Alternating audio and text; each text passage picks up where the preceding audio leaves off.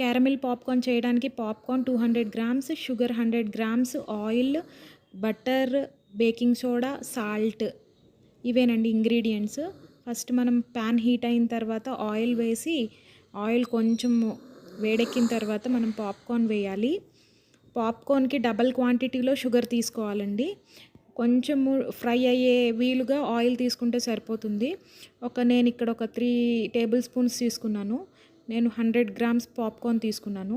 అవి బాగా రోస్ట్ అయిన తర్వాత మూత పెట్టేసేసి ఉంచితే కనుక ఇట్లా పాప్ అయిపోతాయి. సౌండ్ అయిపోయిన వెంటనే మనం మూత తీసి చూడాలి. అవి మంచిగా పాప్ అయిపోయాయండి. 1, 2 అట్లా పాప్ అవ్వకుండా ఉంటాయి. వాటిని సపరేట్ చేసేసుకోవచ్చు. చూసారు కదా ఎంత బాగా పాప్ అయ్యాయో. వీటిని పక్కన పెట్టేసేసి మనం ఏం చేద్దామంటే ఇప్పుడు ఒక నాన్ స్టిక్ ప్యాన్ తీసుకొని 200 గ్రామ్స్ షుగర్ తీసుకుందాము. మనం క్యారమిల్ తయారు చేద్దాము. దానికోసము షుగర్ని బాగా హీట్ అయిన ప్యాన్లో వేయాలండి. వేసిన తర్వాత ఎటువంటి స్పాచులా యూస్ చేయకుండా జస్ట్ అట్లా స్ప్రెడ్ చేసి వదిలేస్తే మనకి మెల్టింగ్ స్టార్ట్ అవుతుందన్నమాట. సైడ్స్ నుంచి మెల్టింగ్ మనం అబ్జర్వ్ చేయొచ్చు.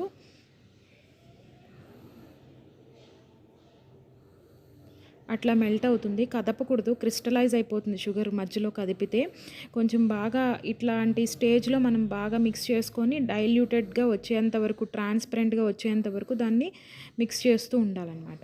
అలా వచ్చిన టైంలో ఏం చేయాలంటే మనము బటర్ తీసుకున్నాం కదా, ఇంకా స్టవ్ ఆఫ్ చేసేయాలి.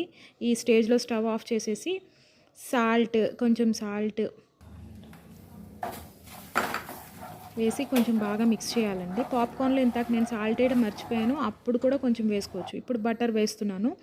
బటర్ వేసిన తర్వాత ఇంకా కొంచెం బేకింగ్ సోడా ఉంది, బేకింగ్ సోడా కూడా వేసేసి మిక్స్ చేసేయాలి.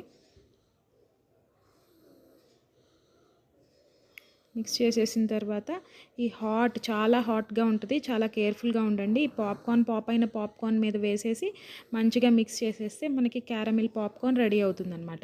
బటర్ మనం ఎంత ఎక్కువ వేసుకుంటే అంత ఫ్లేవర్ఫుల్గా ఉంటుంది. మనము ఇదంతా ప్రాసెస్ని కొంచెం జాగ్రత్తగా చేయాలి, లేకపోతే కనుక క్యారమిల్ బిటర్ అయిపోతుంది, చేదుగా అయిపోతుంది. జాగ్రత్తగా చేసుకోవాలి. వీటిని ఇప్పుడు మిక్స్ చేసేసి పక్కన పెట్టేయాలి. తర్వాత కాసేపు అయిన తర్వాత ఇట్లా బ్రేక్ అయిపోతాయండి. థ్యాంక్స్ అండి. Thank you.